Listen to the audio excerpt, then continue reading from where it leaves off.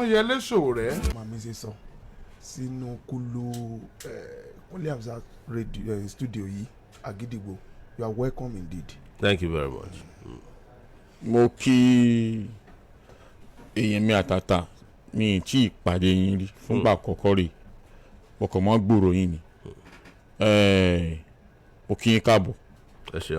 wá sí Oriyomi Hamzat studio sí orí ètò Sókànwá. Àwọn ìbéèrè ṣé lóòótọ́ lẹ fẹ́ sàárẹ̀ Nàìjíríà? Ó kọjá òótọ́ lọ, ó ti wá di dandan pé ẹni bá ní làákàyè ẹni ló gbójú, ẹni ò bẹ̀rù àwọn aṣebi, ẹni tí olóòótọ́ ni ó kàn. Àwọn òṣèmí ló kàn, àmọ́ orílẹ̀-èdè Nàìjíríà ló kàn lóòótọ́ ni. As in ní Aso Rock. Bẹ́ẹ̀ni. You be addressed as the President of Federal Republic of Nigeria. Lọ́lá ànábì. Kí ni ẹrù débẹ̀? Ṣẹ́rí nígbà kan àwọn ò tiẹ̀ fẹ́ gbọ́rọ̀ olóṣèlú sí tí a fẹ́ ṣòṣèlú nítorí tá a bá ń gbóṣèlú ọ̀jẹ̀lú làwa mọ̀ ọ́n sí nígbà táwa ń ṣe student union. So la bá ń jà bí mo ṣe máa ń describe ẹ̀ ni pé bíi pé kí igi kan léso lórí kí àwọn èso yẹn kó wá pọ́n. Àwa la máa ń mi igi tí èso máa jábọ́lẹ̀ tó bá dìgbà kó di jíjẹ àti sálọ àwọn ò sí ń bẹ̀. Ìdí ẹ̀dẹ̀ ni pé àwa dàbí ọlọ́dẹ tí Yorùbá máa ń sọ ẹni tó ní kó ti pa gbogbo ẹran inú igbó, ó ní tóun ò bá pòjèrè màdò òun ò ní padà sílé. Ebi ló máa pa irú ọdẹ bẹ́ẹ̀ kú, àmọ́ kò ń ṣe bí ló jẹ́ káwa fẹ́ di ààrẹ orílẹ̀-èdè Nàìjíríà. Ìlọsíwájú ìlú yìí la ṣe fẹ́ di ààrẹ. Nìkan bí 30 ọdún sẹ́yìn ni àtẹ̀sẹ̀bọ̀ ọ̀rọ̀ orílẹ̀-èdè Nàìjíríà bó ṣe lè dára. Kí ló mú wa débẹ̀? Wọ́n fẹ́ ṣèdìbò. Abiola di SDP candidate má ṣe àti ẹ̀ ní lọ́wọ́ sí yẹn torí a mọ̀ pé àwọn ológun wọn ò ní ẹ̀tọ́, wọn ò dẹ̀ ní ọkàn láti fẹ́ ṣe democracy. But nígbà tí Abiola win election àwa la gbógun pé eléyìí ò lè ṣeé ṣe. Èèyàn tó win election báwo lẹ ṣe máa sọ pé ẹ̀ ní gbéjọba fún nǹkan tó gbé wa dé di ìjà pé à ń jà fún ẹ̀tọ́ àwọn politician ní àwọn òṣèlú. Àmọ́ ká tó bẹ̀rẹ̀ sí ń jà ìjà ya ti ń jà fún ẹ̀tọ́ àwọn ọmọ orílẹ̀-èdè Nàìjíríà láti gba democracy ìjọba tiwantiwa láti kékeré láti 1989 làwa ti bá ṣe ń wọ University of Lagos láti bẹ̀rẹ̀ yẹn. Bá Babangida fà títí alẹ́ wọn lọ ní 1993 Abiola dé wọ́n mú Abiola mọ́lẹ̀ wọ́n pa Abiola kan tó pa Abiola Abacha náà dé alẹ́ wọn lọ. So nǹkan tí mo fẹ́ sọ sókè ni pé àsìkò kan wá tó tí àwọn wò pé àti lọ sókè òkun àti kàwé àdẹ̀rí bí gbogbo nǹkan ṣe ń ṣẹlẹ̀ káàkiri gbogbo ayé pé báwo ni ìlú wa ṣe rí rúdurùdu báyìí tí àwọn tí orí ẹ̀ bá pé tí wọn ò bá gbàjọba àbí kan ṣèjọba ìlú yìí ò lè ní ìlọsíwájú. Nǹkan tó mú kẹ́rù wá sílé torí mo ti wà l'Amẹ́ríkà fún 20 ọdún ní 2018 nìyẹn pé èmi náà bá wọn tẹsẹ̀ bọ̀ kí àwọn aráàlú lè mọ ìyàtọ̀ láàrin àwọn tó ní làákàyè àtàwọn ọ̀jẹ̀lú àwọn amúnisìn tí wọ́n ti ń jò lórí ìlú wa kó tó mú mi wọ election yẹn. Ẹ ṣáà mọ ìtàn tó kù láti bẹ̀. Ìgbà tá a máa fi ṣe 1999 ìtàn tí wọ́n ṣe election tó múnádóko àtúntẹ̀sẹ̀ bọ̀jà wọ́n mú wa mọ́lẹ̀ àwa nínú àtìmọ́lẹ̀ fún oṣù 5. A kúrò ń bẹ̀ wọ́n ní mi ò lè kúrò ní ìlú Àbújá. Ìgbà tá a bá wọn fà á títí wọ́n ní òkè ẹ lè kúrò l'Àbújá wọ́n ní mi ò lè kúrò lórílẹ̀‐èdè Nàìjíríà. Láti nǹkan bí ọdún 4 sẹ́yìn mi ò tí jáde nílùú Nàìjíríà. In fact passport mi wọ́n ṣe ìránṣẹ́ sí mi pé ó ti expire pé mi ò dẹ̀ lè renew ẹ̀. Àmọ́ àjèjì ni wá l'Amẹ́ríkà ilé ní Nàìjíríà tá a bá tún lè ṣe a máa ṣàjèjì tá a máa fi kú ni nílùú onílùú. Àwọn ìlú onílùú tá a dẹ̀ ń lọ tá à ń jápa lọ ṣe báwọn kan náà lò torí bọ̀ bẹ́yìn ṣe ń ṣe bí báyìí tó ń bá wọn jẹgúdújẹrá jà tí ìlú wọn náà ṣe di ibi tí ó ṣe gbé tó ṣe jápa lọ. Ọ̀rọ̀ mi ò fi bẹ́ẹ̀ jù bẹ́ẹ̀ yẹn lọ bọ̀ ká máa fi ọ̀rọ̀ jómi tó ọ̀rọ̀ lọ tí bá ṣe ń béèrè a máa dá yín lóhùn. Mo rí àwòrán kan tẹ́ wà pẹ̀lú Abiola bẹ́ẹ̀ni ní ẹ̀yìn Abiola báyìí gbà yẹn èèyàn mọ̀ pé student nǹkan kan ní student leader ni mígbà ní University of Lagos nígbà president. tí ẹ fẹ́ gba ipò Abíọ́lá padà fún mo dẹ̀ mọ̀ pé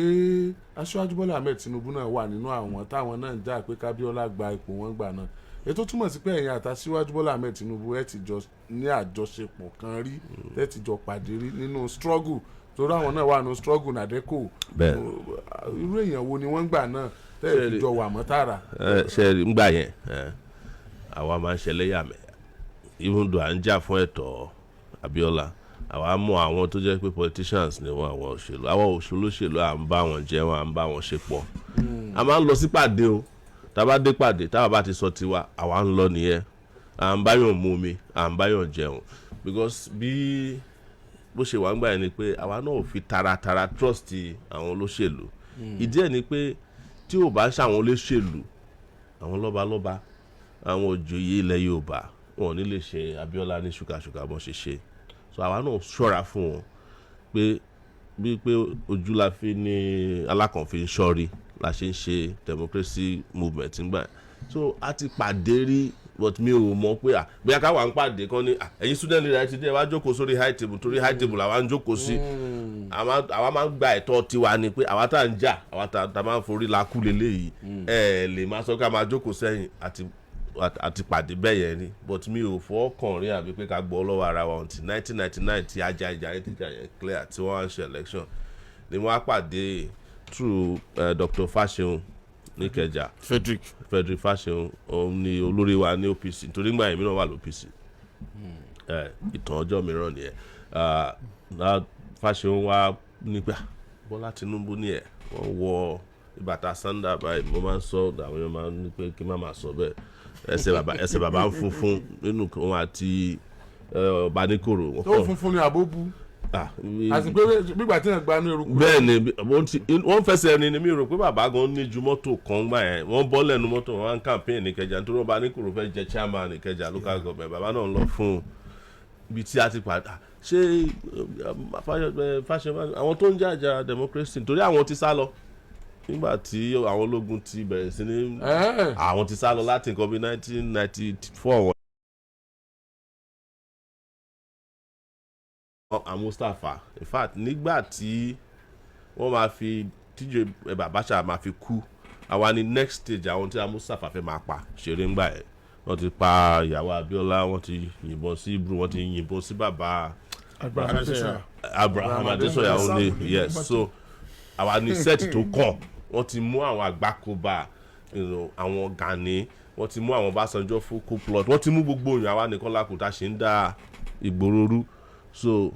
bí. ẹ̀yin náà dúró dọjọ́ tí wọ́n pa àwọn fẹ́ mú yín. wọ́n tẹ̀ tí ń mú wa wọ́n fi wá sílẹ̀ wọ́n nà wá oríṣiríṣi àmì ló wà lára wa lọ́jọ́ tí sójà ọba mú yín àwọn ọlọ́pàá iná bíi olóṣì ni so bí n ṣe pàdé wọn ni ọdún yẹn ni mo kúrò Nàìjíríà so tí bá ń gbọ́ ngbà mi tó wọ́n ní pé Sowore close mọ́ Tinubu tí n bá jábọ́ lórí Tinubu bá ṣe wáyé kò lè dá mi mọ̀ tó bá jábọ́ lórí èmi náà màá yẹ pẹ̀rẹ̀. ẹjọ́ mú mi ò mọ ibi tí ilé wọn wà. kí n lọ búdí náà. mi ò dé bẹ́ẹ̀ rí wọ́n máa ń fi ilé yẹn hàn mi tá a bá ń kọjá ń bẹ̀ ni èmi dẹ̀ ti challenge wọn ṣe mọ̀ mí rí ni wọn ò lè sọ pé wọ́n mọ ẹni tó ń jẹ́ Sowore pàtó yàtọ̀ sí pé wọ́n mọ orúkọ yẹn bóyá wọ́n máa ń rí fọ́tò mi lórí íńtánẹ́ẹ̀tì àbí orí TV àpàdé rí yóò ṣalábà pàdé wọn rí in fact ní gbogbo orílẹ̀-èdè Nàìjíríà mi ò wọlé lọ bá gómìnà kan rí yàtọ̀ sí ìlú Èkó ńgbà kan tí mo wá láti Amẹ́ríkà ọ̀gbẹ́ni kan fúnyàn lóyún ní ó fi ìyàwó ẹ̀ lẹ̀ sí Amẹ́ríkà ìyàwó ẹ̀ máa mú lẹ́tà pé kí n bá wọn fún un pé kó máa fowó ránṣẹ́ kan tó gbé mi dé ọ́fíìsì Lagos State ńgbà ẹ̀ for the Fed ó bí around 2004 tí bá sọ fún yín pé mi ò pàdé many governors rí yàtọ̀ sí kí n pàdé wọn l'Amẹ́ríkà kíjà ṣẹlẹ̀ ẹ máa rí àwọn fídíò a máa lọ ń challenge wọn tá a bá gbọ́ pé wà in town. ẹ wà nù àwọn tó máa lọ bá. a máa ń fọgbọ́n yọ wọlé tó bá ti ń sọ̀rọ̀ àdàbẹ̀rù wọn sá lọ àwa náà lọ so àwọn fídíò yẹn náà wà online àwọn bí Amechi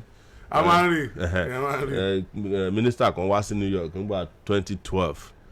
tí wọ́n àdàbẹ̀rù ṣé wọ́n ò mọ̀ pé ọlọ́pàá Amẹ́ríkà yàtọ̀ sí ti Nàìjíríà tó bá ti rí tí wọ́n ní pé ọlọ́pàá dá àwọn ọlọ́pàá ẹni sùúrù àwọn èèyàn bá yín sọ̀rọ̀ ẹ dáhùn lóhùn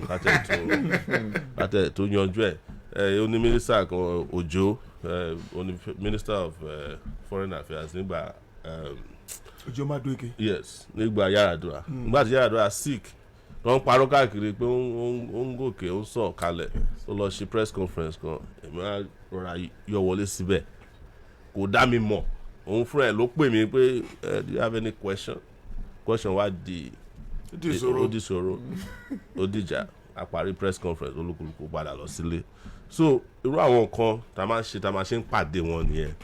bọ̀ kí ló dé tí Yorùbá dán mọ́rán lẹ́nu yín báyìí nígbà tó jẹ́ pé Yorùbá ló kàn tí ò sì sẹ́yìn jẹ́ Yorùbá.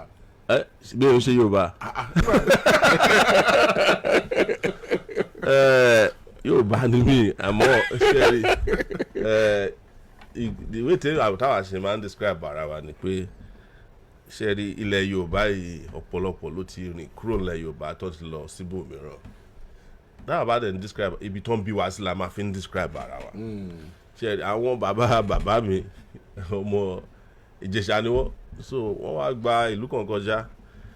ìlú yẹn wà ní Ogun State waterside ìgbà tó ń rìn lọ wọn ò fẹ́ kán kó wọn lẹ́rú so wọ́n wá rìn kúrò ní ṣáìdì ìgbà tó ń gba ìlú yẹn kọjá ni bàbá tiwa great grandfather wa tó pàdé odò kan tó ń pè ní Sowore odò yẹn sì wà ń bẹ̀ ní ìlú Adé àbí ibi Adé dìsín so pé tí òun bá máa bímọ o torí wọn ò tí bímọ dẹ̀ ti ṣe àfẹ́sọ́nà pẹ̀lú ìyàwó wọn pé tí àwọn bá bímọ àwọn máa sọ ọmọ yẹn ní orúkọ ibi tí orúkọ Sowore ti jáde nìyẹn àmọ́ ń ibi tó máa lọ settle sí ní ibi tí wọ́n ń pè ní ẹsẹ̀ odò ń sìn partially ìjọ partially Yorùbá but ibi tó ìlú tó settle sí gangan ìlú àwọn ìjọ níbẹ̀ ní ìjọ ti bẹ̀rẹ̀ tó ń pè ní ìjọ Àpọ́ì ìlú Kiribo tẹ́bá ìlú tó tẹ̀lé ní ìjọ Àrògbò ìlú àwọn kékémékè ni yes ìlú kékémékè ní ìjọ Àrògbò 15 minutes síra wọn but bó ṣe ní nípa àwa àgbédè ìjọ náà gbédè wa so Yorùbá ni àwọn ń sọ because brand Yorùbá Ìlàjẹ Ìkálẹ̀ làwà so ìgbà táwọn Yorùbá ń challenge mi pé Sowore ò kì í ṣe Yorùbá ẹbí òun dá wọn lóhùn because péyàn ò ṣe Yorùbá ò mí pé kò ṣe yàn yes àti pàdé àwọn ọmọ Yorùbá tó ti forúkọ Yorùbá gbá Yorùbá lójú wọ́n pa Yorùbá ṣeré wọ́n fi wọ́n jóògùn ẹ ṣáà mọ gbogbo ẹ̀ tèmi ni pé ṣé kò ń ṣèyàn níwá ni ìlú wa àwọn bàbá wa nígbà tí wọ́n ń jagun nílẹ̀ Ìgbò wọ́n gba Ìgbò sílé nínú fámìlì mi Ìgbò wà ń bẹ̀ torí Ìgbò tó ń gbà sílé ó fún àbúrò wọn lóyún ọ̀dẹ̀ lè jáde so nínú gbàgbà ogun yẹn nígbà tó àwọn tó ń sá pamọ́ ó gbà wọ́n sílé so nínú fámìlì wa Ìgbò wà ń bẹ̀ ṣé màá máa claim pé Yorùbá nìkan ni nígbà tí mo ní Ìgbò nínú fámìlì mi tí mo ní ìjọ nu màmá mi gbọ́ ìjọ bàbá mi ń sọ ìjọ but àwa wọn ò train wa nínú ìjọ language nítorí Awólọ́wọ̀ influence free education benefit yẹn ni so táwọn máa ń sọ pé Sowore kì í ṣe Yorùbá gbogbo máa ń ní pé kí bàbá dáríjì wọn torí wọn mọ tó ń sọ. ó yẹ kẹ́yìn náà tí wọ́n máa gbórin Yorùbá ló kàn èmi ló kàn yẹn. kò sí orin táwọn ò ń gbọ́ àwa náà ń kọrin àwa náà máa ń kọrin ẹ mọ̀ pé ọ̀pọ̀lọpọ̀ àwọn orin tó ń kọ wọn yẹn èmi inú wọn ẹnu wa náà ti ń gbọ́ bẹ́ẹ̀ ni ẹ ṣe mọ̀ pé tó máa ń kọ èmi ló kọ àwọn náà máa ń sọ fún wọn pé gbogbo wọn ló lọ́wọ́ ń bẹ̀ bí Nàìjíríà ṣe wà yìí gbogbo wọn ló lọ́wọ́ ń bẹ̀. bó ṣe bàjẹ́ yìí. yes so nǹkan táwa fi ń dá wọn lóhùn nìyẹn pé ṣe é sí lára àwọn tó bà Nàìjíríà jẹ́ ni ṣe é sọ pé mi ló kàn so gbogbo ẹ̀ ni pé àsìkò ti tó fún àwọn ọmọ Nàìjíríà rere láti rí i pé ìwà ló kàn mo wá sọ̀rọ̀ ní Southwest Development Stakeholders meeting níjẹta nígbà tí mo sọ Yorùbá bẹ́ẹ̀ ọ̀pọ̀lọpọ̀ náà ni ò believe pé mo gbọ́ Yorùbá ni wọ́n á sọ fún un pé Yorùbá yìí dẹ̀ dàgbà mo fẹ́ kó tẹ̀ sí dájú ilé lọ ẹ sì try náà ẹ jẹ́ ká wo bí o ọ̀pọ̀ àwọn èèyàn ní ọ̀pọ̀lọpọ̀ àwọn tí wọ́n ń tẹ̀lé Sowore ni wọ́n ti wà lẹ́yìn Òbí báyìí pé ló jẹ́ kí àwọn èèyàn tó wà lẹ́yìn Òbí yẹn pọ̀ tó yẹn kí n lè rí sí i. jerry everybody gbogbo àwọn tó máa ń ṣèlú ló máa ń sọ pé èèyàn wà lẹ́yìn wọn ó dìgbà tán bá ṣe election kan tó mọ̀ pé ẹja ti tán lẹ́yìn omi ti tán lẹ́yìn ọ̀pọ̀lọpọ̀ ẹja ojú everybody àwọn ajá nǹkan tí máa ń sọ ni pé ṣe ní gbogbo àwọn tó máa wà lẹ́yìn àwọn òṣèlú bíi àlùfáà àti wòlíì ni wọ́n prediction prophecy lè máa gbọ́ lẹ́nu wọn because àwọn candidate yẹn wọ́n need láti mọ̀ wípé wọ́n ní kan máa wọ́n láì kan máa parọ́ fún wọn pé èèyàn kan wà lẹ́yìn èèyàn kan but tẹ́ bá fẹ́ máa sọ pé èèyàn kan wà lẹ́yìn èèyàn kan ṣe bẹ́ẹ̀ lè sọ pé àwọn tó ti stadium máa ń kún ló máa ń lérò jù àmọ́ ẹ̀yin náà mọ̀ pé àwọn tó wà stadium èmi inú wọn mórúkọ party tó ń tìtorí ẹ̀ lọ stadium because wọ́n ti fi ọ̀rọ̀ ìyà ẹ̀ṣẹ̀ wọ́n ti fi bá orílẹ̀-èdè tó yẹ pé ẹlòmíì tó bá rí 500 naira ó lè jẹ́ 500 naira yẹn ó lè jẹ́ ẹ̀kan ló máa rí lọ́dún so ibi kíbi tó bá ti lè rí 500 naira ó máa lọ síbẹ̀ àwa tí a ti ń ṣe òṣèlú tó yàtọ̀ àwa mọ̀ pé tẹ́ bá dé bá ṣe dé bí Ìbàdàn ṣe wà yìí tẹ́ bá ní bíi 5 million naira Adámàsìngbà lè kún bẹ́ẹ̀ ni ẹ kàn lọ káàkiri bá àwọn car park àwọn driver ẹ bá àwọn oníṣòwò àwọn oníṣẹ́ ọwọ́ ẹ pàdé wọn stadium but ṣẹ́ẹ̀rì quality yàtọ̀ sí quality ìdí táwa ṣe ń sọ bẹ́ẹ̀ ni pé màá sọ ìtàn kan fún yín tó jẹ́ nípa ìlú Ìbàdàn bàbá wa kan wà tó ń pè ní bàbá tó máa ń ro àmàlà yẹn Adédìbú so ngbà kan wá láti Èkó ngbà Abacha bàbá stadium kún bámbám pé wọ́n support Abacha 1995 bẹ́ẹ̀ ni lákàáyé púpọ̀ lọ́dọ̀ yẹn àwa wá láti Èkó àwa ò ju bíi 20 lọ táwa láti Èkó àwa ń kọrin gbà yẹn pé bó jẹ́ ẹ̀yin lẹ lò níní bó jẹ́ àwa la lè níní ìpàdé dàbílà má ṣe gbà nígbà tá à ń lọ lọ́nà àpàdé àwọn eégún kan tó ń pè lájà lárúurú kẹrù lórí ìyẹn ni àkọ́kọ́ bá fa eégún sá nílùú Ìbàdàn náà bẹ́ẹ̀ ni àwọn aráàlú kọ́kọ́ sá ìgbà tá a máa fi dé stadium ìyẹn 20 ti di 5,000 ìgbà yẹn la mọ̀ pé la mọ̀ ẹni tó lérò lẹ́yìn nìbàdàn. èèyàn 20 ti yín. bẹ́ẹ̀ ni ìgbà tá a máa fi dé stadium bá ṣe ń kọrin yẹn èèyàn 5,000 ti tẹ̀lé pé wọ́n ń dúró dè wá ni pé kí ni gbogbo rádaràdà tó ń ṣẹlẹ̀. ó dùn àwọn náà tẹ́lẹ̀ wọ́n wá ẹni tí ó léwájú. so stadium kún gbàdá débẹ̀ ó ṣe mọ́tò tí bàbá wọ̀ wá lọ gbà lọ AIT. bàbá ní mọ́tò tó pọ̀ ni. mọ́tò AIT ni bàbá wọ̀ jáde tó fi save wọn lọ́jọ́ yẹn bẹ́ẹ̀ gbọ́ story yẹn àwa la wá ṣiṣẹ́ yẹn so ìgbà yẹn lè máa mọ ìyà tó ń jẹ àwọn aráàlú tara tó ń ta wọn lára lè máa mẹ́ni tó lérò lẹ́yìn ọ̀pọ̀lọpọ̀ wà tó jẹ́ pé wọ́n wà lẹ́yìn wọn ò pariwo síta but wọ́n ń gbọ́ yín ṣé ẹ̀yin mọ̀ pé lérò lẹ́yìn until táwọn ọlọ́pàá tíra ti mú yín tẹ́ padà sí mo mọ̀ pé tẹ́ bá ṣe débàdàn lọ́jọ́ yẹn gan ẹ̀rọ á máa bà yín pé báwo ló ṣe torí mi ń wo kíní yẹn live pé because mo ọjọ́ yẹn mo ṣe ń lọ sí station láti lọ mọ àwọn ọlọ́pàá ti fi ń lẹ̀ don't give us trouble àwa gan ti mobilize l'Abuja pé a fẹ́ lọ bombard station yes FCID níjọ́ yẹn wọ́n bá sáré pé wà láàárọ̀ pé àná wọn ti release gbàtà máa dé ta wo internet àrí pé gbogbo Ìbàdàn ti dìde so wọ́n lérò lẹ́yìn òṣè kan máa ra èrò mo pa òwe kan níbi Southwest Development kìnìún kò ń ṣòwe tó bójúmu lọ títí but Yorùbá máa ń pòwe kan ṣe pé láti denigrate Yorùbá láti ṣe àlàyé ni pé èèyàn ò kí ń ní ẹrú àti ìwọ̀fà lọ́wọ́ kó máa lọ wá lọ tún gba yàgò lọ́nà ọ̀pọ̀lọpọ̀ àwọn politician tó wà ń ta sí tó ń parí pọ́n lérò lẹ̀ yàgò lọ́nà ni wọ́n bẹ́ẹ̀ ni yàgò lọ́nà ẹ kúrò ń bẹ́ẹ̀ ẹni báyìí báyìí ń bọ̀ tó bá ṣe lọ tán wọ́n yín mú wọ́n ti gbowó iṣẹ́ wọn owó ti tán wọ́n sọ pé àwọn kan dìbò kẹsí bẹ́ẹ̀ ni mo ṣe wọ́n fọbẹ̀ ṣe yín ni oúnjẹ mi wà tó ń ṣọbẹ̀ gàrí wà ń bẹ bẹ́ẹ̀ ni gàrí wà ń bẹ búrẹ́dì wà ń bẹ ẹ̀yin náà lè jẹ orí irú oúnjẹ táwọn tí wọ́n tẹ́ni kọ́ máa dìbò sí bẹ́ẹ̀ ẹ̀yin náà lè jẹ irú oúnjẹ yẹn kò sí nǹkan tó wà ń bẹ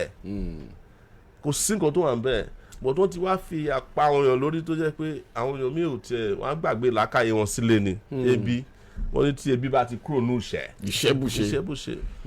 èmi ò pè yín ní Comrade Sowore nítorí jẹ́ pé Comrade 1983 ẹ̀ máa tún jí braithwaite bẹ́ẹ̀ ni ó jáde Nigerian Advance Party ó mọ swanky mọ ọrùn àwa sọgbà sínú pípa mo rí pẹ́yìn méjèèjì dì sí. ṣe rí kò síyàn méjì tọ́lọ̀ ń dà torí ẹ̀ ní ìka ṣe yàtọ̀ síra wọn. tiwa ni pé nǹkan tí a bá lè ṣe nígbà tí a bá ṣe wà láyé láti impact humanity òun la máa ṣe but ìdí tí èmi ṣe live program yìí ni pé nílùú Ìbàdàn yìí ni wọ́n ti produce Awólọ́wọ̀ ìlú Ìbàdàn náà ló ti undermine Awólọ́wọ̀ ó pẹ́ tí Yorùbá ti ní opportunity. I don't understand. Kò yé mi. Ìbàdàn náà ti produce Awólọ́wọ̀. Bẹ́ẹ̀ Awólọ́wọ̀ western region ló produce Awólọ́wọ̀. Ibẹ̀ náà ti ibi náà ti undermine. Yes. But ni pé wọ́n lè make wọ́n lè mark. Of course nítorí Yorùbá ní characteristic kan tó wà unique sí wọn ẹnu Yorùbá ò kí ń kò lórí kódà kí wọ́n máa pínra wọn sí méjì ni àwọn kan á wà for àwọn kan á wà against but lọ́jọ́kọ́jọ́ ọmọlúwàbí ni Yorùbá máa ń tẹ̀lé because ìdí ẹ̀ ni pé kò ń ṣe bàbá kan ló bí gbogbo ọmọ Káàárọ̀-o-jíire tẹ́ ń wò yìí and ní bí àwọn Awólọ́wọ̀ ṣe kúrò ní stage àwọn ọmọ àlè náà ti di ambassador nílẹ̀ Yorùbá àwọn ló ń undermine situation tá a wà yìí ìlú kan wà tán fi ọlọ́pàá tó retire tó ṣe amrọ̀bà wọ́n fi jẹ gọ́vnọ̀ wọ́n fi kan tó ń gbé drug lọ́dọ̀ jẹ gọ́vnọ̀ náà ní ìlú kan nílùú ìyẹn ò lè ṣẹlẹ̀ láyé ọmọlúwàbí nílẹ̀ Yorùbá but àsìkò ti tó tí Yorùbá láti ronú ọmọlúwàbí ló kàn. ok látọ̀dọ̀ mi ní ẹgbẹ́ AAC ṣé mo gbà. bẹ́ẹ̀ ni AAC African Action gubernatorial candidate mélòó lẹ́ni out of the 36 states. ṣé mo a ní bíi 18 ìdí ni pé after dada AAC sílẹ̀ ní 2018 wọ́n já ẹgbẹ́ yẹn gbà lọ́wọ́ wa lọ́sọ̀ rí bá a ṣe ń sọ̀rọ̀ bá a ṣe ń ṣe pé àwọn eléyìí máa dá wàhálà sílẹ̀ sí Nàìjíríà gbàdá fẹ́ gba ẹgbẹ́ padà náà arrest mi kí n tó dé wọ́n tó lọ ṣe convention ní Owerri ní Imo State so it took us 3 years ká tó gba party padà gbàdá bá fi gba party padà ọjọ́ 6 péré ló kù fún closure of INEC portal fún nomination ọ̀pọ̀lọpọ̀ ọmọ eléyìí so nǹkan tí ó fà á tá a ṣe ní representative but during the period tá a ṣe tí wọ́n gba party lọ à ń bá wọn fà ṣé bí a ṣe governor gubernatorial election ló. Ìbàdàn náà ti produce Awólọ́wọ̀. bẹ́ẹ̀ Awólọ́wọ̀ western region ló produce Awólọ́wọ̀. ibẹ̀ náà ti ibi náà ti undermine. Yes. but ni pé wọ́n lè make wọ́n lè mark. of course nítorí Yorùbá ní characteristic kan tó wà unique sí wọn ẹnu Yorùbá ò kí ń kò lórí kódà kí wọ́n máa pínra wọn sí méjì ni àwọn kan á wà for àwọn kan á wà against but lọ́jọ́kọ́jọ́ ọmọlúwàbí ni Yorùbá máa ń tẹ̀lé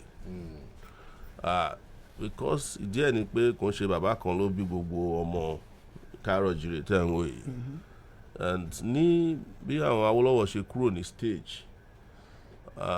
àwọn ọmọ àlè náà ti di ambassador nílẹ̀ Yorùbá àwọn ló ń undermine situation tá a wà yìí ìlú kan wà tán fi ọlọ́pàá tó retire tó ṣe amrọ̀bà wọ́n fi jẹ gọ́vnọ̀ wọ́n fi kan tó ń gbé drug lọ́dọ̀ jẹ gọ́vnọ̀ náà ní ìlú kan nílùú ìyẹn ò lè ṣẹlẹ̀ láyé ọmọlúwàbí nílẹ̀ Yorùbá but àsìkò ti tó tí Yorùbá láti ronú ọmọlúwàbí ló kàn. ok látọ̀dọ̀ mi ní ẹgbẹ́ AAC ṣé mo gbà. bẹ́ẹ̀ ni AAC African Action gubernatorial candidate mélòó lẹ́ni out of the 36 states. ṣé mo a ní bíi 18 ìdí ni pé after dada AAC sílẹ̀ ní 2018 wọ́n já ẹgbẹ́ yẹn gbà lọ́wọ́ wa lọ́sọ̀ rí bá a ṣe ń sọ̀rọ̀ bá a ṣe ń ṣe pé àwọn eléyìí máa dá wàhálà sílẹ̀ sí Nàìjíríà gbàdá fẹ́ gba ẹgbẹ́ padà náà arrest mi kí n tó dé wọ́n tó lọ ṣe convention ní Owerri ní Imo State so it took us 3 years ká tó gba party padà gbàdá bá fi gba party padà ọjọ́ 6 péré ló kù fún closure of INEC portal fún nomination ọ̀pọ̀lọpọ̀ ọmọ eléyìí so nǹkan tí ó fà á tá a ṣe ní representative but during the period tá a ṣe tí wọ́n gba party lọ à ń bá wọn fà ṣé bí a ṣe governor gubernatorial election l'Ondo state local government but ká tó parí election governor ti announce candidate ní so they wá sọ pé INEC àwọn state INEC yẹn gangan ló burú jù nínú àwọn tó ń ṣe ètò ìdìbò. látọ̀dọ̀ mi èmi jẹ́ nìkan tí mi nígbàgbọ́ nínú personality without correcting the system mo discover pé the current system Nigeria run, no matter how brilliant you may be, it will definitely produce you as a failure. Do you agree to that fact? No. The reason to me I agree, but why I don't agree is that surely the system ní gbogbo àgbáyé tí ó wà flawed. Our personality náà ló máa create a system to work. It took Mandela, just one person, to sacrifice 27 years to return South Africa to majority rule. Tí o bá make sacrifice yẹn, kò sí nǹkan tí ó mọ̀ pé system will work now. Ìgbà tí kí ló ṣe sí ẹni sùúrù náà, ìgbà tó ń gbé lọ sí court, ó lè máa bá wọn argue mẹ́rin pé òun ò believe sí. He took the judgment. Ó mọ̀ nǹkan tó ń ṣe nínú ẹ̀. Tẹ́ bá lọ sí America, ẹ máa gbórúkọ àwọn èèyàn náà tó tún America ṣe. Tẹ́ bá lọ sí UK, wishing church. So because kò sí system tó lè run on its own without people. Yes. Even tí system yẹn bá wà computerized, digital, ṣe bí ọkọ ló máa tán computer láàárọ̀. Àti kọ́kọ́ warm náà, you know, ṣe máa ń tán computer yìí gbogbo gbà yẹn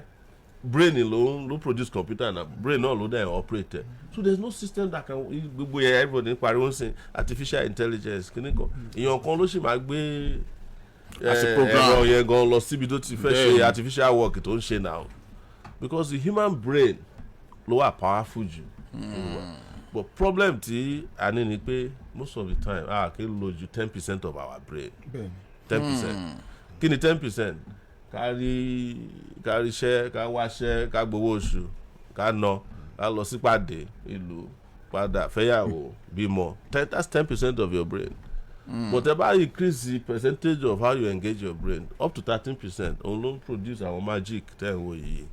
Kò táwọn òyìnbó dẹ̀ máa ń ṣe nìyẹn. Òun lè ṣe é ni pé àwọn máa sọ fún àwọn pé àwọn koríko kan wà láyé tó jẹ́ pé ó ní nǹkan tí Èdùmàrè ṣe dá wọn. Irú igbó bó ṣe wà tẹ́ bá mú lọ́nà tó yẹ kẹ́ mú increase capacity thinking. Ẹ ṣeun mo lẹ ní tẹ́ bá wọlé igbó legalize. Mi ò kí ń mú but màá legalize ẹ̀. Ìdí ni pé ṣe rí. Àwọn yóò máa mú gbó bó ṣe wù wọ́n. Kò ń ṣe pé kẹ́ mú bó ṣe wù yín. Kò sẹ́ in fact I legalize igbó ń sìn náà ṣe ń mú bó ṣe wù wọ́n. Kò sí ibi tí ẹ dé ní Nàìjíríà tẹ́ fẹ́ ra igbó tẹ́ ní rírà. Wọ́n ń ta ní mosque, wọ́n ń ta ní church. Àwọn pastor wọ́n mú gbó, àwọn àfà wọ́n mú gbó. Tẹ́ bá fẹ́ ra igbó tó correct, ẹ wọ àwọn NDLA lẹ́tí máa get ẹ.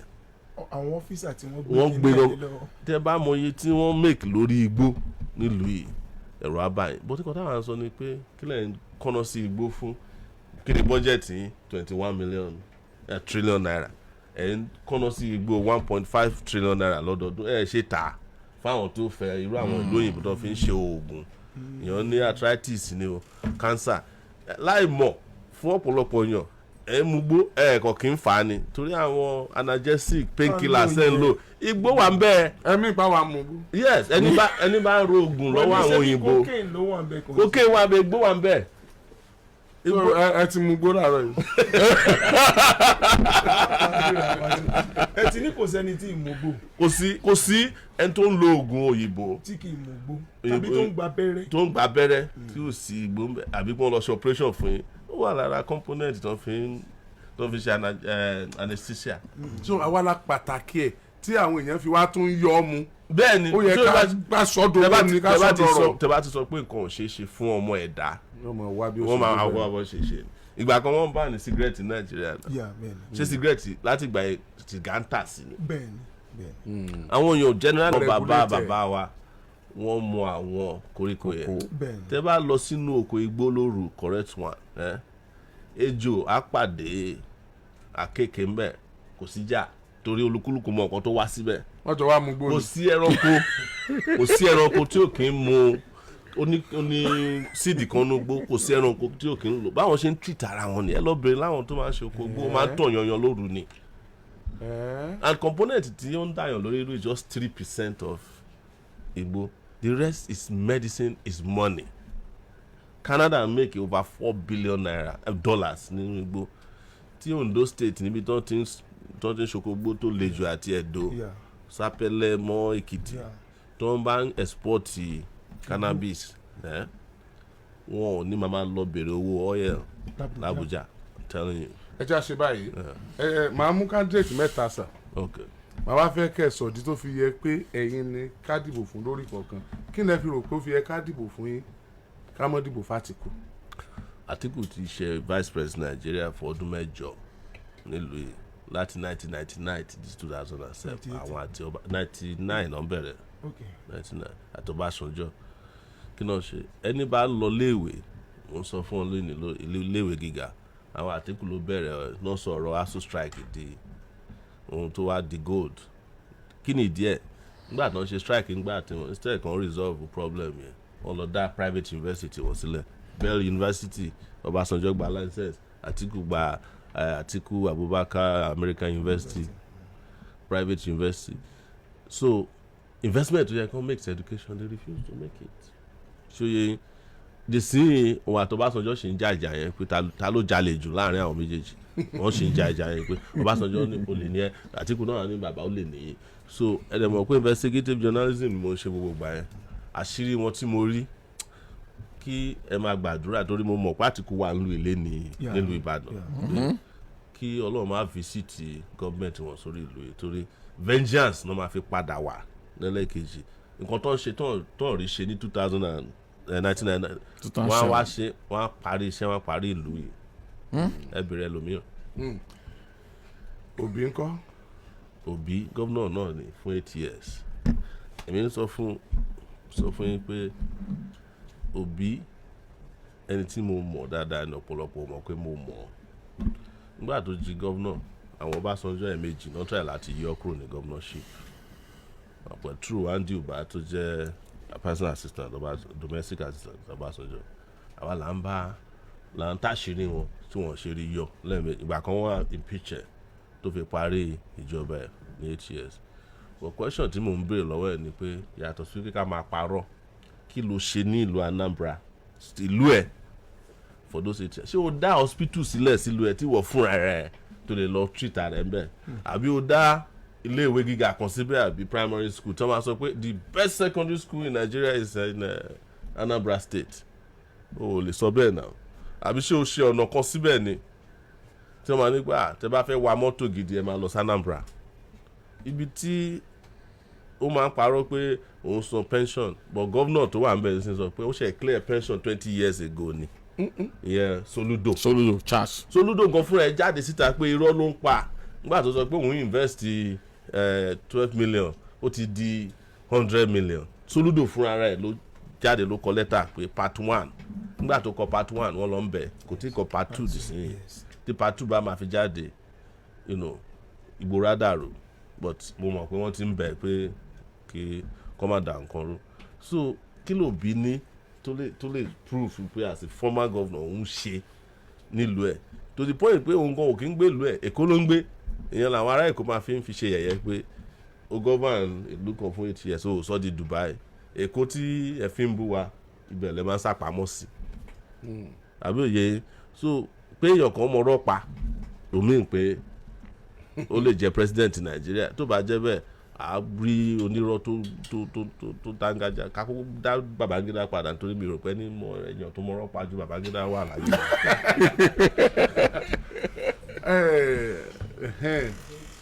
Bàbá èmi ló kàn kọ́ Bọ́lá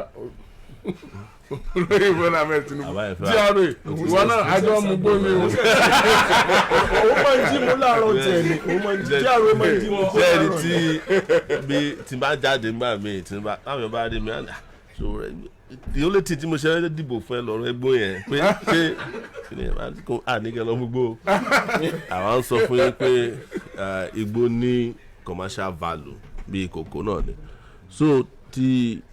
bàbá mi ló kàn ní pé bàbá ní lọ́wọ́ gan kò sí kíní tá à ń sọ yẹn gan bàbá ń mú ìgbín tá a ṣe dárúkọ tán yẹn past ti bàbá yẹn ó heavy gan but beyond that Èkó ni ó lówó jù ní gbogbo Nàìjíríà in fact ìlú Èkó ní owó ju some African countries lọ it's one of the biggest economies on the continent of Africa but kí ni bàbá ṣe fẹ́kù náà láti 8 years. bàbá náà sọ the biggest economic state. bó ṣe bàbá ló Èkó wà lọ́n tó pilot ni kò sí family lórílẹ̀‐èdè Nàìjíríà tí ó sì lẹ́kọ̀ọ́ ọwọ́ ara wọn ni wọ́n fi ń tú èkó ṣe. Àwọn bàbá kan wà ńbẹ̀ tí wọ́n harvest gbogbo nǹkan táwọn bá rí ni. Bàbá dẹ̀ ti wá sọ Èkó di personal estate wọn. Ojú kòkòrò yẹn ti pọ̀ jù, èmi ò lè lajú sílẹ̀ kí n léyàn tó ní ojú kòkòrò kí ni kó bá mi manage oko àgbàdo ká má wàá sọ Nàìjíríà. Kọ̀sìnkọ̀ tó ń ṣe lẹ́kọ̀ọ́ yẹn ló máa gbé lọ sí Nàìjíríà lókè lọ́hùn. Mo mọ̀ pé ọ̀pọ̀lọpọ̀ Yorùbá ló ń sọ pé ọmọ ẹni ò kí ń ṣèdí bẹ́ẹ̀ bẹ̀rẹ̀ wọ́n lọ gbé bèbè sí di ẹlòmíì ṣe understand but tí ọmọ Yorùbá ṣèdí bẹ́ẹ̀ bẹ̀rẹ̀ ńkọ́ ṣe ẹni tọ́jú bèbè yín sí ọmọ tó bá nídìí ni bàbá ò nídìí mọ̀ so ó tọ́ ọbẹ̀ ni pé èmi ò ń báyọ̀ ṣe sentiment pé àwa láti ibì kan no ètò tiwa ni pé tẹ bá ní Sowore lẹ̀ kí lẹ fẹ́ lọ dìbò fún Tinubu fún nìkan tẹ mọ̀ ń pa Tinubu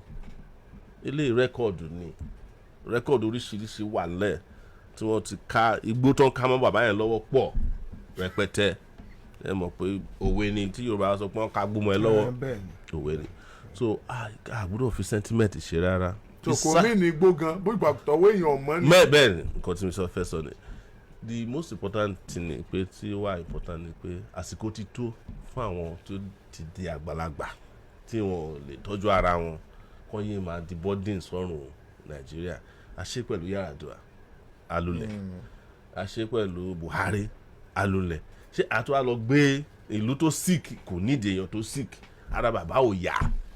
bẹ́ẹ̀ ni ẹnu mi lẹ ti gbọ́ mo dẹ̀ máa ti ń sọ fún wọn àwọn èèyàn mo mọ̀ pé lórí ètò yín wá máa gbọ́ mi àwọn èèyàn tó lẹ́ ń tẹ̀lé wọn wọ́n ń manage wọn kàn ṣe bíi ti Buhari náà ni wọ́n á ṣe bójúbójú olóró ń bọ̀ wọ́n á tọ́jú ẹ̀ síbi kan á máa fi system parí iṣẹ́ lọ kò sí ẹni tó ń tẹ̀lé bàbá yẹn tí ó mọ̀ pé bàbá ti conk out now bàbá tó jẹ́ pé ọjọ́ orí wọn gan Ọlọ́run nìkan ló mọ̀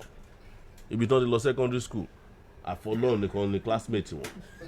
so gbogbo ẹ̀ kàn ní ròdòròdò so Nàìjíríà gbọ́dọ̀ kúrò nínú situation yẹn tó jẹ́ pé àtúmọ̀ máa dì pẹ̀lú another 4-8 years. I don't understand o bó Ọlọ́run ṣe jẹ́ classmate wọn. because àwọn nìkan ló mọ ibi tán ti lọ secondary school ẹ mọ̀ pé Ọlọ́run nìkan ló máa ń gbà pẹ̀lú yàn nínú exam hall tó bá ní classmate. ní Nàìjíríà náà ẹnìkan wà tán pè ní Sowore ẹni yẹn díje ní 2019 bẹ́ẹ̀ wọ́n wá sọ̀rọ̀ pé owó kan wà tí wọ́n sẹ́ndì láti abroad tí wọ́n ní wọ́n fi sponsor Sowore wọ́n ní bọ̀ wọ́n deliver owó yẹn fún party wọ́n lẹ́nu yẹn kówó yẹn lọ tá ní Sowore tá lójú owó kó. kò sí nǹkan tó jọ bẹ́ẹ̀ ọdún oṣù márùn-ún mo lò ní ìtìmọ́lé DSS èyí náà ṣe àgbọ̀tán ní pé mo lọ gba $100 million ní Dubai ibi tí wọ́n ní làákàyè dé nítorí intelligence agency ó ṣàyẹ kó wà intelligent wọn ò mọ̀ pé mi ò dé Dubai rí ọjọ́ tí wọ́n find out pé mi ò dé Dubai náà lọ withdraw charge yẹn charge mẹ́ta náà fi mú mi wọ́n ní mo bú Buhari pé mo tún lọ gbowó ní Dubai ìkẹta pé mo fẹ́ dojú ìjọba bolẹ̀ so nígbà tá a máa challenge wọn pé mo bú Buhari ṣe ìsẹ̀yìn sọ pé ọ̀kan bú ṣé Buhari ń gbọ́rọ̀ ni Buhari tó ní air infection tó ń lọ ń treat ẹ̀ gbogbo gbà ṣé ẹ lè Fálànà wá bèrè lọ pé ṣé ẹ lè gbé Buhari wá sí court kó wá testify pé Sowore bú òun ibi tán ti withdraw case yẹn náà nìyẹn ó wá kú charge kan charge yẹn látijọ́ yìí wọn lè ṣe wọ́n gbé fún orí George kẹta la wà George tó wá fún sin kò tẹ̀ fún wa ní date láti February ṣòye kan tó ń fẹ́ ṣe ni pé tó bá ti wo èèyàn kan pé kò ní blemish wọ́n á ṣáà wá èrò mọ́mọ́ pé àwọn èèyàn wa nǹkan tó easy láti believe jù fún ọmọ Nàìjíríà kan sọ pé owó wà involved gbowó àwọn èèyàn ti ń calculate $100 million ní náírà pé ìwọ lọ́hùn pé wọ́n mú mi gan-an ó tún pè mí ni ọba ti kidnap olówó ẹ̀ wọ́n máa béèrè pé bó tẹ̀ jẹ́ half mbẹ́ ẹ bá a fún wa ṣóyè so gbogbo propaganda yẹn wọ́n máa ń lò lóríṣiríṣi but iṣẹ́ rí ẹni tí ò bá ní burden kò ní burden ṣèbẹ́yìn lẹ́wọ̀n àmì báyìí nígbà tí ọ̀rọ̀ ẹni tó ń pa sí hòtẹ́ẹ̀lì today kí là á gbọ́ owó lè ó fa ọtí Hamzat ti ṣe ń já ìjà tó bá ti fún lówó wọ́n lọ bá fámìlì àwọn èèyàn wọ́n pè wọ́n sí meeting àwọn gbogbo àwọn involved nínú gbogbo kíní ẹ̀ pé ẹgbẹ́ owó kẹ lọ denounce Hamzat níta bọ̀ tí nígbà tó rí ṣe níbo la wà lẹ́nu bẹ́ẹ̀ ni. ẹ jẹ́ àwọn ilé láìpẹ́ ìyárí ẹ̀yìn àti ẹgbẹ́ yín AAC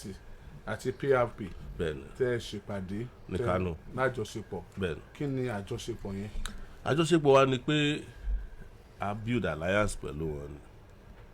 Kí ni PRP ní Kánò? Àwọn ẹgbẹ́ tí Aminu Kano dá sílẹ̀. Aminu Kano ní olórí àwọn tó ń pè ní tálákàwá. Àwọn ló dá ẹgbẹ́ tálákàwá lẹ̀ lórílẹ̀‐èdè Yorùbá pé lórílẹ̀‐èdè Nàìjíríà pé àwọn kò yẹ kí ìyà máa jẹ àwọn aráàlú. So ẹgbẹ́ yẹn wọ́n continue nínú tradition yẹn. In fact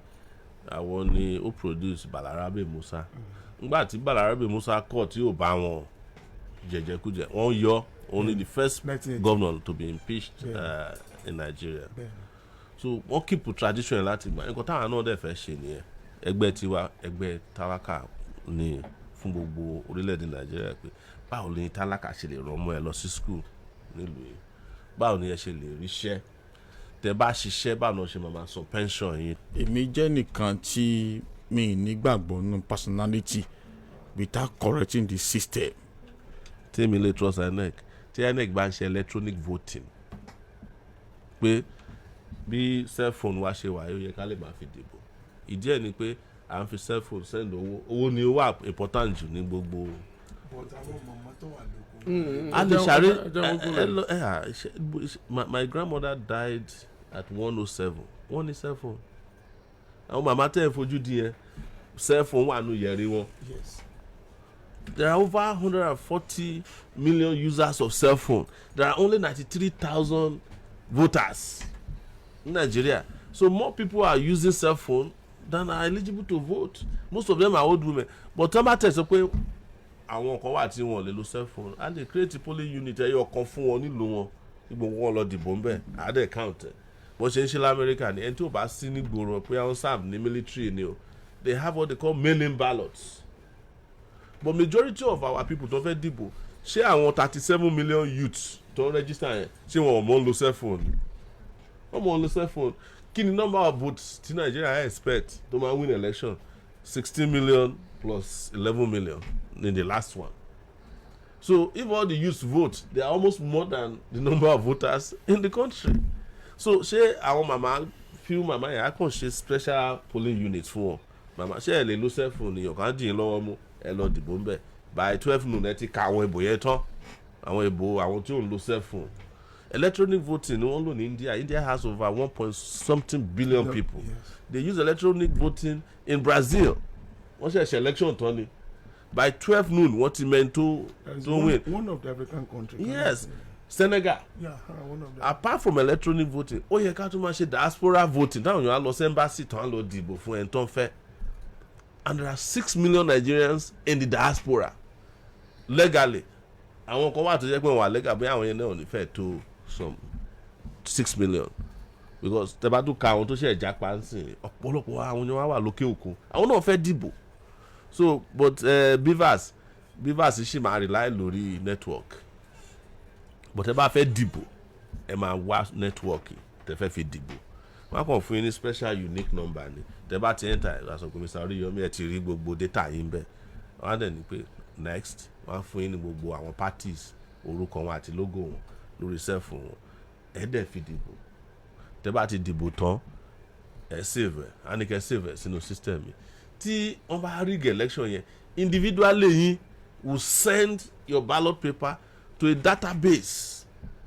yẹn wà easy láti access because it will be a central database wọ́n á dẹ̀ ṣé ẹni ló win ni based on all these voters because every voter in Nigeria has a unique ID